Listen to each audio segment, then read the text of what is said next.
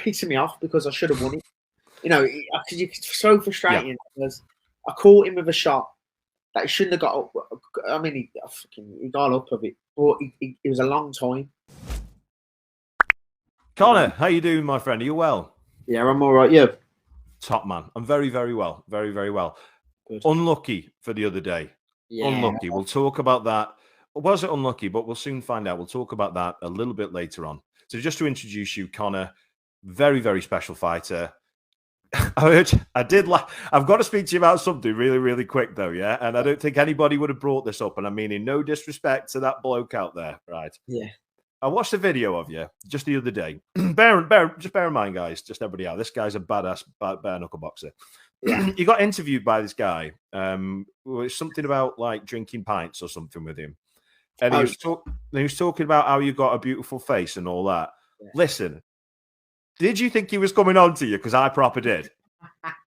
I was like, he's actually quite a famous person. Lawrence Foxes. I don't know. He went out with Billy Piper and stuff like that. I think he'd done a bit of acting on ITV. But yeah, a few people said that he was coming on a bit strong, to be honest, wasn't he, really? Yeah, it's like, look at you, you're a really bad man. He's like, you're a good looking lad, mate. And then like what was weird was right, he gave me a glass of water and then he had a pint and then there was just something like the bottom of my water fizzing. I was like, what's that? It smells like Rohypnol. That's easy. I just take it and I don't really remember what happened. Oh, that's funny. Oh, I love it. No, I've got to be careful what I say sometimes, mate, because I'm shocking for putting my foot in it. But yeah, he definitely did look like he was, he fancied you a bit. I want to ask you about something, though. So, and I find this really intriguing. I saw in an interview the reason why I thought you did bare knuckle boxing and because you want to be famous. Yeah. You wanted to be famous. And that's, do you know what? That's so cool, are you? Just literally unapologetically, yeah, someone famous. Yeah, I remember me. Talk to me about that. So from as a kid, like I've always been confident, and I always knew I was going to be known, whether it was going to be famous or a celebrity, whether I was going to make it on a TV show or Big Brother or something like. Like I always knew there was something kind of pipeline. And when bare knuckle come about, I remember it's never been mainstream, but the tournament that I was in was getting televised on Television X on Virgin Media pay-per-view. And I thought, you know what, right? They was looking for like a prize fighter, sort of a Television X. Television X, mate. Yeah. Mate, what was on before and after, pal?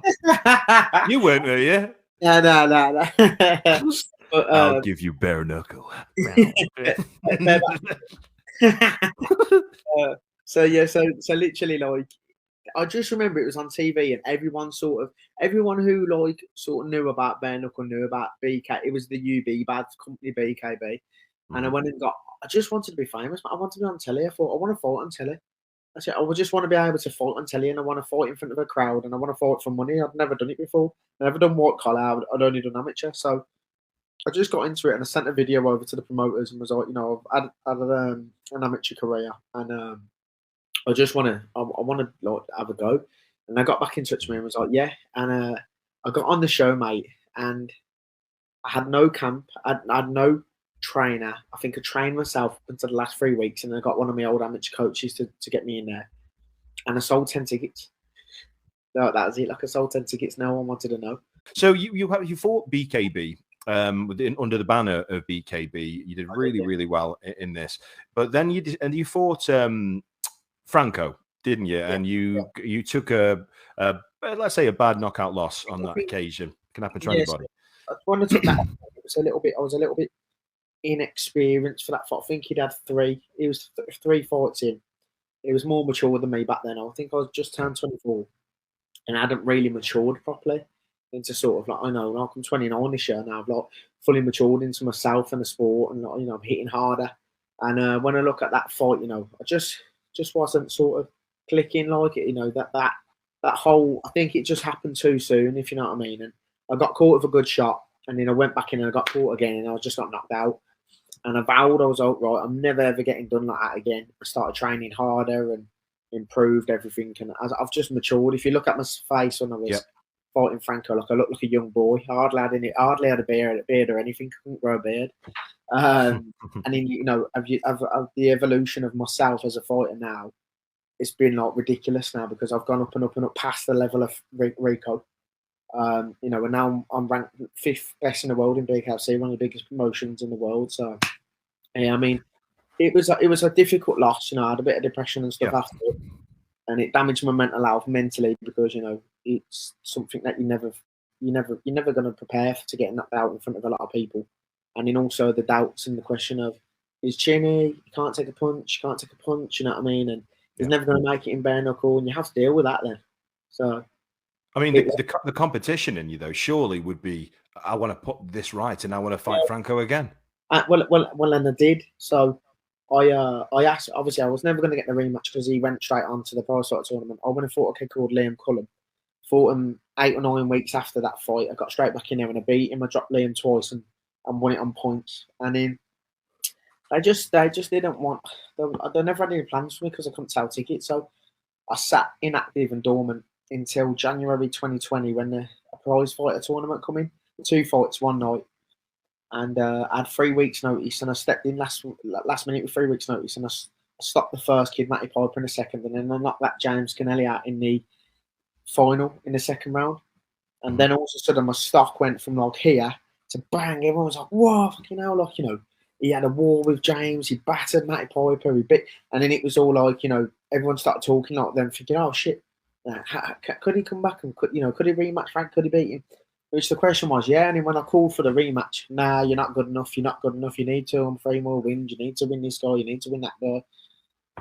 And it never happened. Yeah. What about now then? Are you?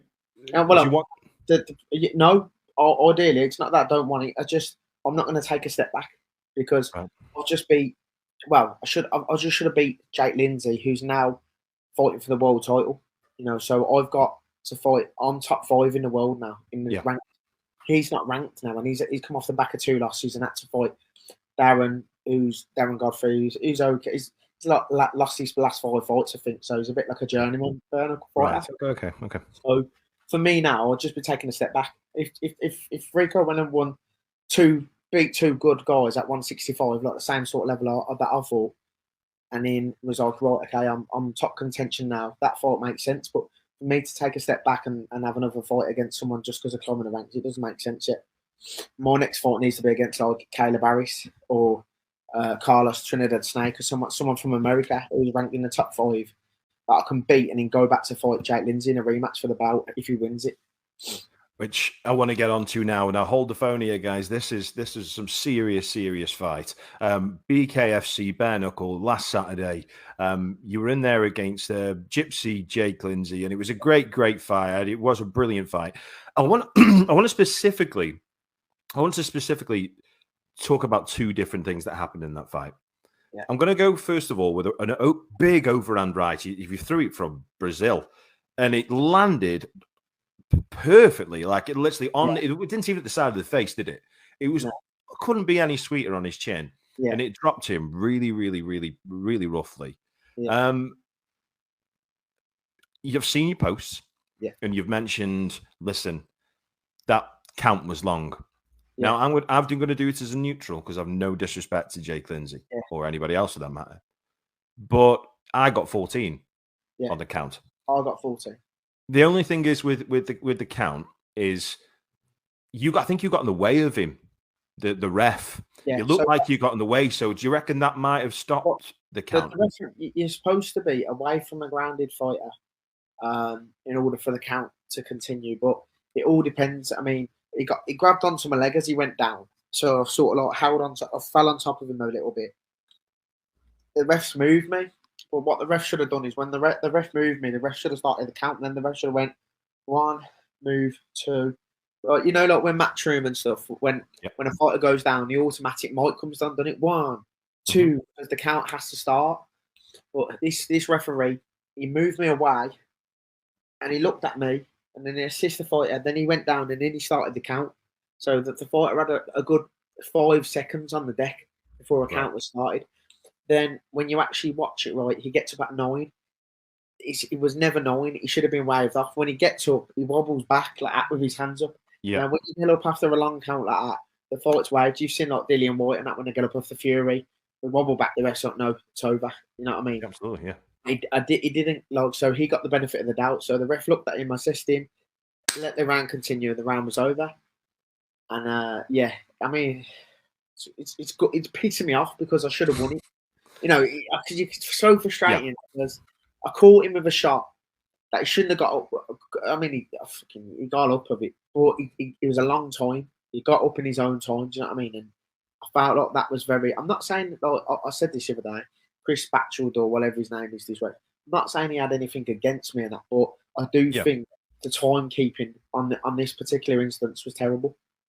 You can't, you know what I mean? You can't start counting me when I get dropped, or then not count a fight for 4 or 5 seconds. So if this would have happened, you imagine, right? Here's a scenario. You imagine Anthony Joshua and Tyson Fury are fighting, and okay, Tyson Fury drops. No, Joshua drops Fury in the first round. Fury gets counted straight away, gets up his fine. And Fury drops Joshua. Joshua goes down heavy. And the ref don't start the count until Fury's in the corner. Starts the count, slows the count. Joshua gets up on 9. Then Joshua goes on to win a controversial decision at the end. Everyone's going to say, well, hang on a minute, that count's ridiculous. Why is it when Joshua went down, his count was longer, but when Fury went down, his count was done properly. And I think this is where the controversy is now. There's a lot of controversy around it, but it's frustrating because obviously I can't do nothing about it. I can't ask a promotion and say, oh, can you reevaluate? I have had the opportunity to appeal the decision, but it's done now. What can I appeal? Bad. Yeah. It is done now. There's nothing that you can do or say that's ever going to change it. I mean, I'm proud to say that I interviewed probably the most famous, let's say, occasion where this happened against Buster Douglas and Mike Tyson. Yeah. Buster Douglas put Mike Tyson down, and Mike Tyson had a really, really long count. And I interviewed Buster Douglas really, really recently, and he spoke about this, and it went through the courts, it went through everything. But guess what? Nothing happened. When he fought against Andrew Holyfield, he was that mentally unstable from the old situation that he got hounded for being the heavyweight champion and beat Mike Tyson. So he can get you nowhere. Yeah. It's not. Let's get on to the next fight. Let's get back active. Yeah. Let's talk about something else that happened in that fight as well, though. The last round, I thought you were done. I thought you clean and dry. You won there. Yeah. I thought fifth round, clean and dry. And he hits you with a right hand, decent right hand. Yeah. You go down, no near, in my opinion, as hard as he did with that overhand right, okay? And you got up and he waved the fight off. Yeah. I didn't see, obviously, and I respect to the referee, because if he's genuine, which I assume he would be, I'm not there. I'm not looking in your eyes. So it's a bit different, yeah?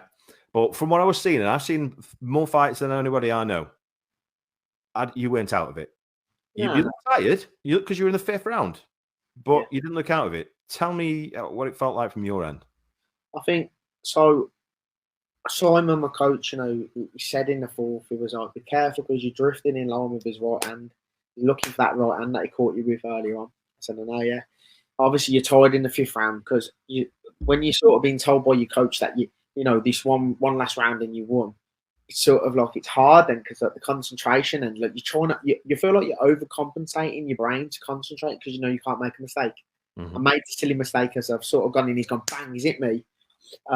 It weren't like a shot what wobbled me. It was a shot that sort of took me off balance and I went down like sort of on my arse and up the ropes. And obviously, I thought. I remember thinking, fuck, straight away, and you think more did I have to go down in the 5th round and I'm winning. Climb up the ring, and I remember I was shattered. I got a gum shield in my mouth, and my gum shield's like one of them. It's fitted really tightly, so it never come out unless you have to claw it out. And I remember I was gonna take it out for a breather because it was a little bit chunky in my mouth. And I stood up and I was like, I rolled my eyes. I was like, fucking, rather let that happen. And I went to take it out, and I remember I was out with that, and I looked at the ref. I seen the ref, seen his face. I've been stopped in the amateurs and I've seen blur, and I know that you shouldn't be carrying on, but I've seen everything. It was fine. I went, ready to go. And as I walked forward, he went, "You're gone, you are, mate." I went, "What?" He went, "You're gone. Fight's off." And I just couldn't believe it. I was just like, but I remember like he sort of pushed me gently like into the rope, and I remember getting my gum shield. You see me at the end, I put my gum shield into the crowd. And I was just like, wow. And it was such a blur. Like, I don't even remember anything that happened after that. Because I remember just thinking, what the fuck? I can't believe I just lost his fight. Yeah. Like, it was the worst Especially feeling. in the circumstances as well as it was, because I thought you were beating the kid quite comfortably. I mean, again, he will. I'm sure he'll see this, but respect to you, mate. You're a tough bloke, but you were getting outboxed. There's no doubt about it. And the two right hands they caught you with came from nowhere. So they were like two beautiful shots. And Jake, fantastic, and I wish you all the best in your career. But I don't think he's going to come looking for the rematch. I mean, how do you feel if you had a rematch with Jake Lindsay? Do you feel you'd win it? I would, yeah, because I'm the better boxer. And I showed that round one. I nicked the round one. Round two, I got dropped. Then I was winning round two. I took that to net. Round three, I dropped him. Round four, I actually hurt him, wobbled him, got on top of him. Round five, I was looking to, I think on the scorecards I had myself round one, round three with a 10-8, and round four with a 10-9, and he had a 10-8. Then obviously I was coaching and I got caught again. And to be fair, if the scorecards are right and how a lot of people have judged it, if we got up and he had the two 10-8s, I had one 10-8 and two 10-9s, it would have been 46-46. And in BKFC, when you draw in an eliminator or a title fight, you're allowed a 6 sudden death round. So that would have been exciting. Do you know what I mean? That yeah. I mean, I think ours would have been the third only fight in BKFC to ever would have done it. And I think with the referees and the cards of how it was, they actually said that if it was allowed to carry on, it would have been a 6 round, and it probably would have been a war because I would have been panicking, thinking I've got to win this. He would have been panicking, and it could have made for one of the greatest rounds in BKFC history. But we got robbed of it, didn't we? So I'm gonna have to go. I'm gonna have to get kind of announce the elephant in the room here. Yeah. You were fighting an American from an American organization. Yeah, he got the benefit. You didn't. Do you think he got the benefit because he's American? You know what? I want my honest opinion. It shouldn't have, because it's an American promotion, but it's now a UK promotion also, and that was a UK-based show run by British organisers and a British promoter with British referees and a British sanctioning body. The only thing that was American was just the branding. So, in my opinion, and I said this right, I said I don't know what if it's anything to do with the referee. In my opinion, deep down, I don't think it's anything to do with the company, because I get on with Dave Feldman, who's the president. Dave's a good guy. I've got a good relationship with Dave. I've got a good relationship with Andrew Baker. I just think that the ISKA referee got the decision wrong, and he's never going to admit it, is he? And that's that's the sanctioning body of ISKA, not BKFC. So, it's a bit disappointing, but I'm back in the gym tomorrow. And I've never lived the life of a fighter, and I'm about to live one now. So I'm excited to see what's to come, because I'm pretty worried for anyone that's going to get in there with me next, because there ain't going to be no controversial decisions anymore. It's going to be a full-time professional athlete, not someone that goes on the piss after every fight for 6 months and blows up. This is someone that's going to stay in the gym now and do it properly and live like a professional fighter. And I think this is where everyone's going to see a different version of me.